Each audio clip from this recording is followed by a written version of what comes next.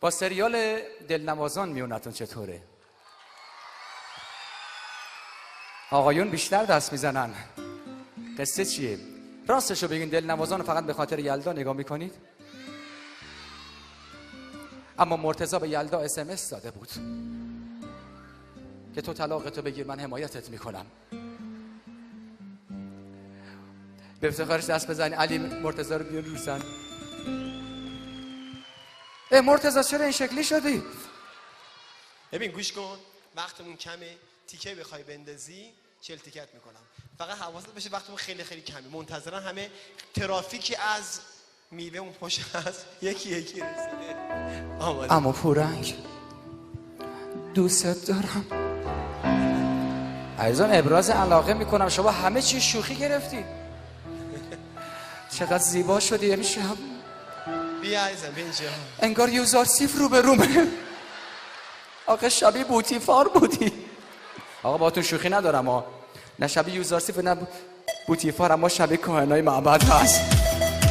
بیا برو کار داری. خالی که رو دماغش داره از علم بهنام شاهی ها. ای برا تو بهنام علم شاهی. نمیخواستم عشقمو از تو بگیرم، دست ندم بابا. نمیخواستم تو بمیری تا بمیرم. نمیخواستم شیر میخواستم، ماست میخواستم. مگه تو سوپری داری کالباس میخواد؟ آقا سوسیس کالباس واقعا دوستم داری؟ دست در نکنه. اگه واقعا میگی دوستم داری زود باش آقا جان زود باش. علیمش آقای اگه میگی واقعا فرنگی. دوستم داری علیمش و کن. اگه واقعا تو از من خوشت میاد چرا من نبردی تلویزیون؟ چرا این کارو کردی؟ تا اون آهنگ شادر نخونی من نمیام. این یکی از کجا؟ حسینیو آهنگ شاده نه علی. همینه. بیا همینه. نیست علی. تو بیا با من مرتضی، به من اعتماد کن.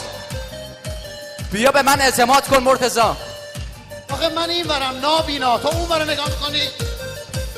اگه میگی دوستم داری واقعا رژیم داری، بیا به چرخ بسم یکم دوتا به هم دیگه میان.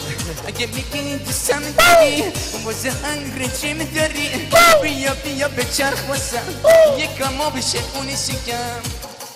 کاری نداری یکم به بشه افتخار عروس داماد دست خوشگه. دیگه تو دادی میرفتی به آقا خدا وکیلی چی علکی میگی؟ اجازه بده علی.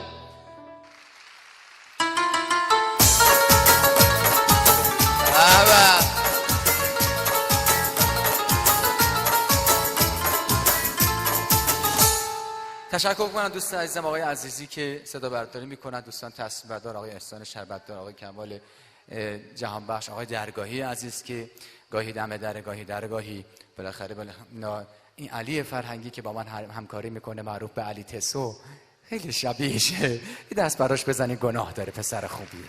خدا گناه داره انسان. نخیر آقا من از کسی الکی تعریف نمی کنم، اینو من مخصوصا میشناسم. انسان شریف از بچگی بزرگ شده، هیچ مشکلی نداره. عنایت کنید دستی فوق العاده به افتخاره. بابا شوخی میکنم، متشکرم. نام خدا مفتح درب‌های بسته است، بر قفل سینه ها کلیدی خجسته است. دوستان عزیز، خانم ها آقایان، لیدیز اند جنتلمن، سلام. متشکرم از اینکه منو ضایع کردین با این جواب سلامتون. ما چه ذوقی داشتیم به خدا.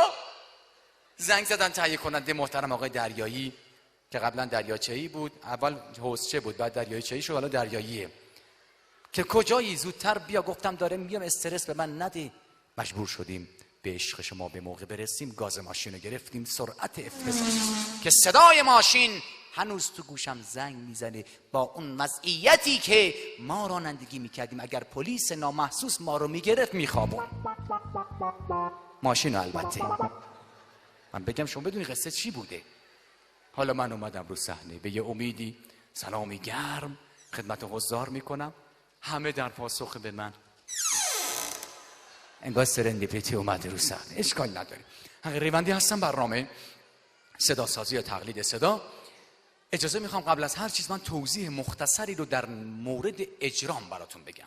به لحاظ حساسیت بالایی که در این کار وجود داره.